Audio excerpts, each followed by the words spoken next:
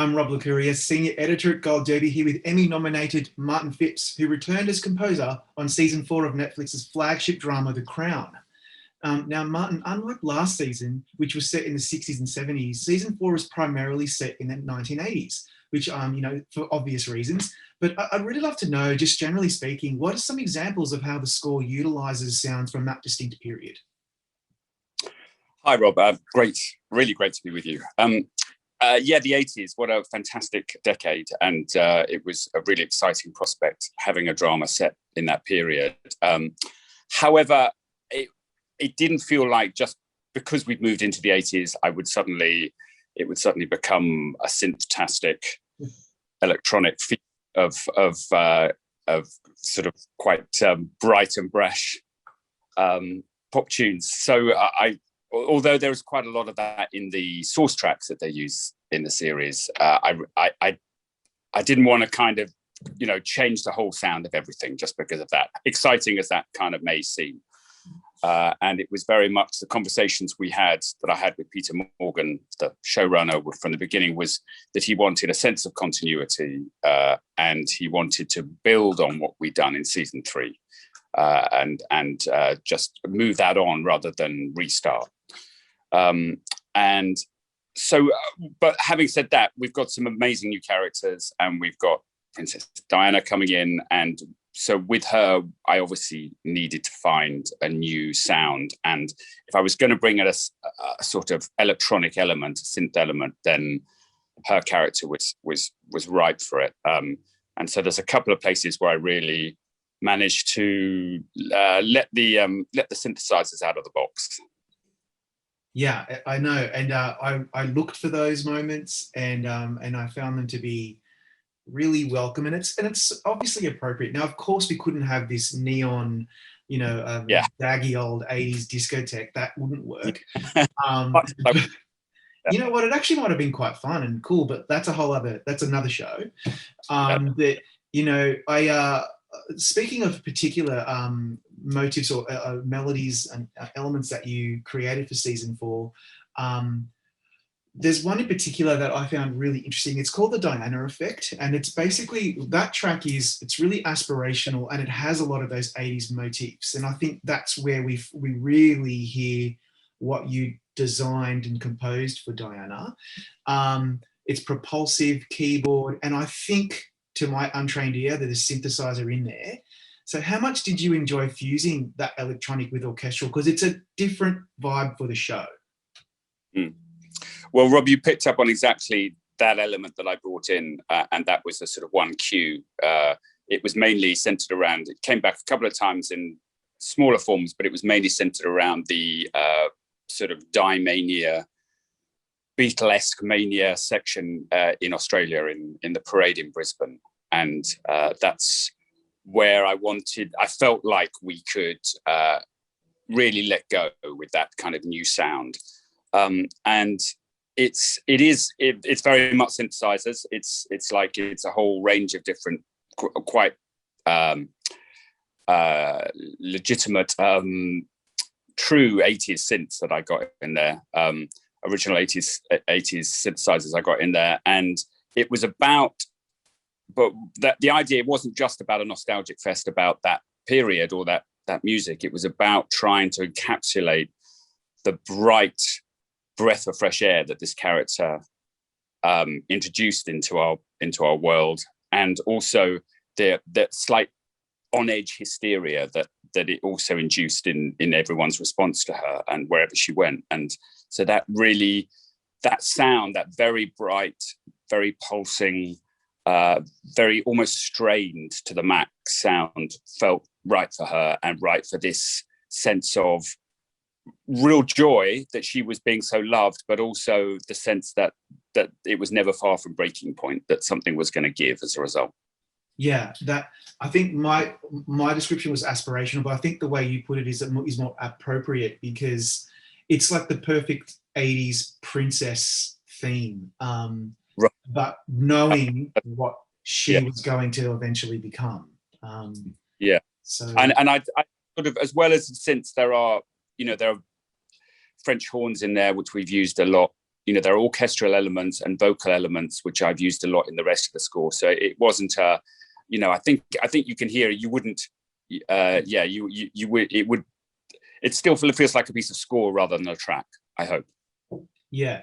And then another thing you do on this score that I really love is how there's a couple of tracks, for example, Commonwealth and Daggers, but what you're doing here is it's a compelling mix of like traditional regal elements that we would expect, and then some whimsical stuff, high-pitched string overlay, and then this noticeable melancholy, like real sadness, and which we know why it's there, but it was even unexpected in those tracks for some reason. So talk us through that melancholy aspect of this particular season's score. I mean, I think for some reason or other, I mean, I'm a generally quite cheerful person, but for some reason, I mean, I love melancholy in music, and it's what speaks to me, and I think it brings out the subtext in so much of our lives, and so much of the lives, particularly in these characters in this series. And I think it was that, when we get to the 80s and when we get to Diana, that melancholy becomes particularly pronounced, and partly because we know how the story unfolds and we know where it goes, and the tragedy we see, the sort of unstoppable tragedy is playing out in front of our eyes. So that whatever bright sort of ecstasy is going on the surface, underneath is always this sense of how we know it'll turn out. Yeah, and then for a track like Fairy Tale, and that one is where you've got that lingering, innocent choral melody. It's pensive and there's a faint drum beat. It becomes richer and fuller. Where did you come up with that choral thing? It comes up a few times, and it's just It reminds me now all the time now of young Diana and Charles meeting. Yeah, great. Yes, because it comes at the end of episode 1, doesn't it? That's when I first introduced that particular type of choral sound as when they meet and they go on their first date and he's driving up to the house. I mean, it was kind of an obvious pick, but that very pure female vocal sound felt right for Diana. It felt right for her innocence, her vulnerability amongst these, to be honest, quite predatory family that are sort of encircling her and going to take over her life. And it sat very well with her character, I thought. And also, I just love working with vocalists and doing vocal stuff. So it's also what I like writing too. Yeah, it was a good opportunity for you to bring that in, because you've used a bit of that in the past, but I found it to be more pronounced this time, and really noticeable. Right. Yeah. Booked out for Diana, absolutely. So well spotted. Yeah. So my favorite track is actually the first track on the album, and I can't quite remember where it is used in the series. I'm pretty sure it's episode 1. It's called War. It's the opening track, and it features, just for our viewers, it features this beautiful high-pitched string motif. It accumulates and culminates with horns and I think echoes of brass at the end.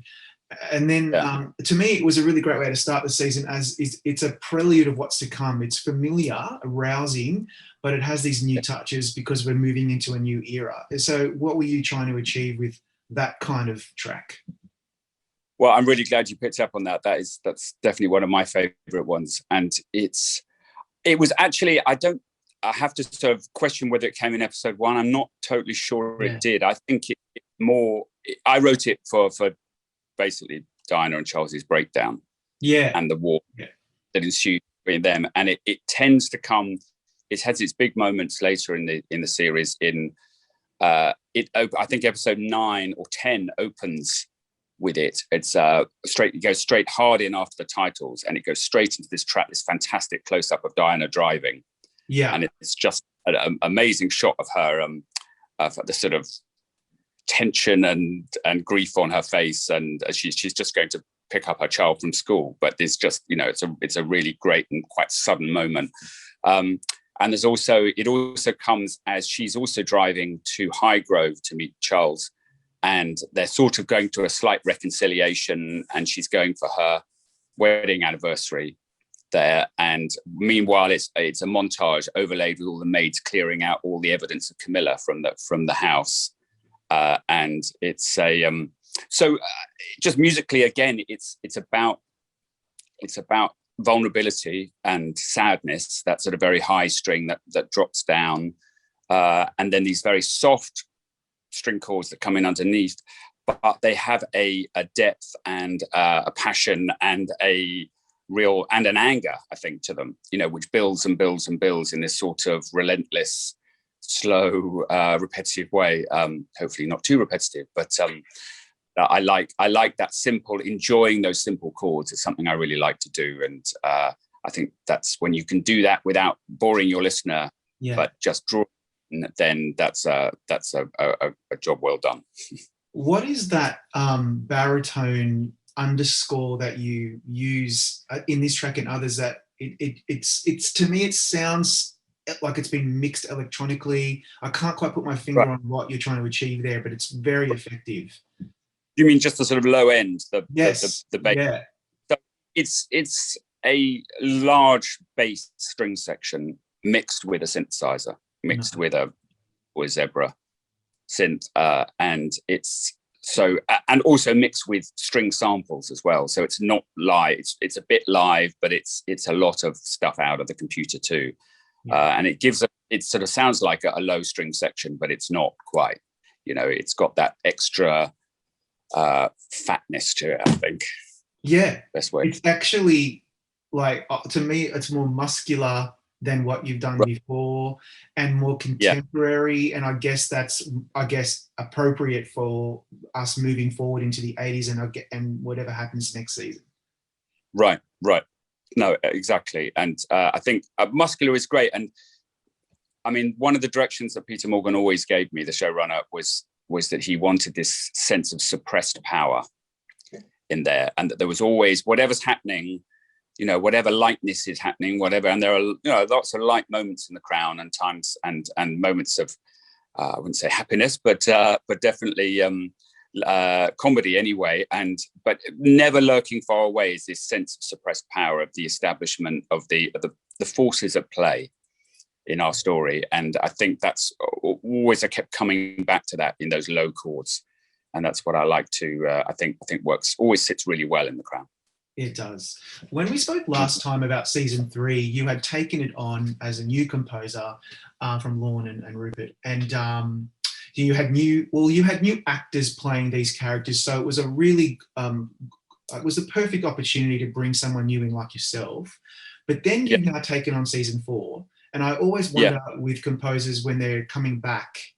And you're trying to bring something new, and obviously we've talked a lot about all the new instrumentation that you've employed, but what about like a new character like Margaret Thatcher, played by Gillian Anderson? What motifs or elements did you create for her?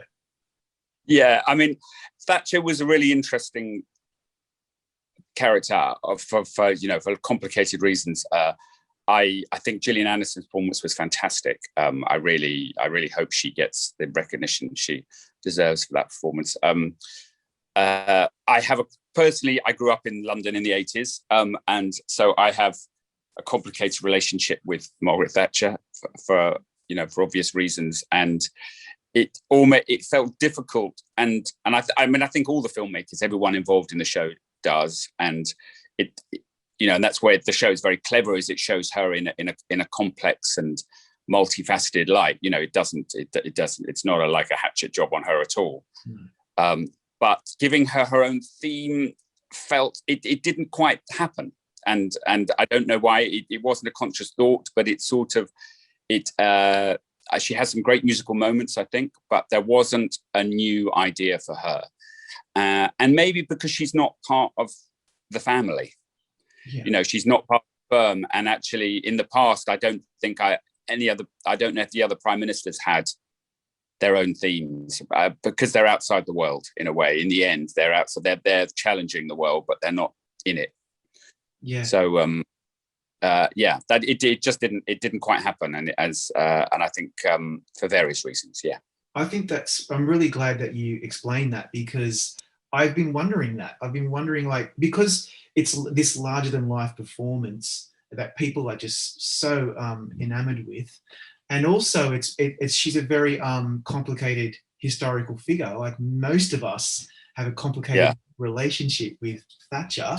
And yet the show, I mean, I was so drawn to that character, and Yeah, then wondered, there's nothing really in the music that pinpoints her, because again, you are just focused on the family itself. yeah, yeah. Although I mean, there's a sequence in episode 2 in the Balmoral test where she fires her cabinet, and there's, on the album it's Daggers, and that I really enjoyed doing. That was an amazing, great moment. Yeah. I didn't necessarily want cheering for her, but I definitely wanted you to be in the power of the moment. Yeah, of what she was. What about characters that you developed extensively for in season 3? For example, Charles. In season 4, he has developed and he has evolved, maybe devolved, depending on your perspective. What were you doing with his with the elements and musical melodies for him? Well, he became caught up in Diana's world, really, and in Diana's themes. I didn't try anything new for him. There's a sort of, I think it's from season 3 called Charles. That sort of, it's almost the sweetest, but again melancholy, but quite sweet little theme that I have. Very gentle, timid theme that I have from season 3 called Charles, and that comes back again quite a lot in season 4 and sort of pops up in various moments. But it's I didn't again specifically try and develop his journey. There was so much else going on elsewhere that it felt too tricky to sort of try and navigate. But that's appropriate, because he did become enveloped in her mystique and her popularity anyway. And it just I noticed those little punctuations of the Charles theme in there as well, but they were being like, I think, intentionally overtaken by the Diana effect, with the aspirational theme, and I think that's intentional. Exactly, and that's really, you're totally right. He did devolve rather than evolve. He did really. But his growth was stunted by her arrival in a way, because his journey was sort of put on hold as a result of that problems that he had with this. So it's such a fascinating thing to watch. Do you have a highlight episode from the season? If you have to submit an episode, what would it be? I'm really torn between episode 2 and episode 3. I think episode 2 is just a masterful bit of perfectly balanced, mirrored filmmaking. Everything there's two fantastic different sections when Diana goes to Balmoral, and then the other way around, Thatcher goes to Balmoral and then Diana goes to Balmoral, and it's so well balanced and paced and really beautifully done. And I love that, and the musical moments in that, the whole Diana shooting the stag and then returning to Balmoral, that was something where we brought back the harp theme from season 3 over her, and for her sort of before we sort of bring the vocal stuff really gets going with her, and then that scene then switching to Thatcher firing her cabinet. I absolutely love that. Episode 3 for me is sort of the bravest and most interesting filmmaking in some ways. It's I think episode 2 is a great piece of TV. I think episode 3 is a little film in its own right. This sort of this kind of nightmare descent of Diana in this kind of fairy tale that's just gone horribly wrong, of her being locked in the palace, and it's beautifully done, culminating in that great montage of everyone sort of preparing and going out to the wedding. Which is really strong, isn't it? It's a Sophie's choice for you, because I actually agree. Episode 2 is some of your strongest work. Episode 3 is all of the department heads firing on full cylinders. Like, it's just going to be very difficult. I did actually submit 2 for the Emmys. Just because I think it's as a piece of TV, it's the best piece of TV. It's pretty amazing. And then and finally, just as one of the artists who work on this show, it's so popular these days. Why do you think a broadly historical fly-on-the-wall drama about the royal family it resonates with people in 2021? Why do you think that is? Well, Rob, it's you got me there in some ways, because I heard that they a very long-running, high-budget, multi-season season about the crown. I was like, about the royal family, the Windsors. I mean, what a terrible idea! What a joke! Who cares? Who really on, and how are they going to get that to work? But so I think its success lies in, I mean, certainly in this country, it tells us a huge amount about ourselves and about the country that we live in, and the whole class system and the whole sort of messed up, slightly snobby, but also generous society that we live in here. I think for the rest of the world, it sort of encapsulates that whole old world origin story of a lot of their own countries and how they've developed from this and this very strange setup that we have here. And then also they're just great characters. That, you know, it's just brilliant writing. It's just fantastic writing, and the way he balances humor and drama, and the lightness of touch sometimes, and he works so hard. I mean, the amount of conversations about just getting exactly the right tone. I'll just give you one example: the Fagin episode in The Break into the Palace, which is a lovely episode, really lovely episode. It was by far the trickiest of the season because it really stepped out of the world of The Crown. And that's a sort of very dangerous thing to do. You know, it's very tempting because it's, you know, there's a whole another world out there to mine for material if you want to, but it has to be done very carefully and related closely back to the world of The Crown and the Queen in this case. And so getting the tone right of that episode was, we worked so hard. You know, I wrote that cue when he first broke into the palace, you know, again and again and again. So it was either too sad or it was too jolly or it was too, you know, it just had to be exactly right. And I think also the audience never feel like they're being told what to think or feel about these characters. We're very much allowed to make up our own mind, which is also really important in a historical drama. It absolutely is. I mean, for an anti-monarchist like myself, I'm obsessed with this show. So there you go. It's just, just a beautiful thing to watch. And on that note, Martin, thank you so much for your time. Congratulations on a really strong, compelling score for season 4. Fantastic. Well, real pleasure to chat. I could talk all day long to you about this. So that's really real pleasure.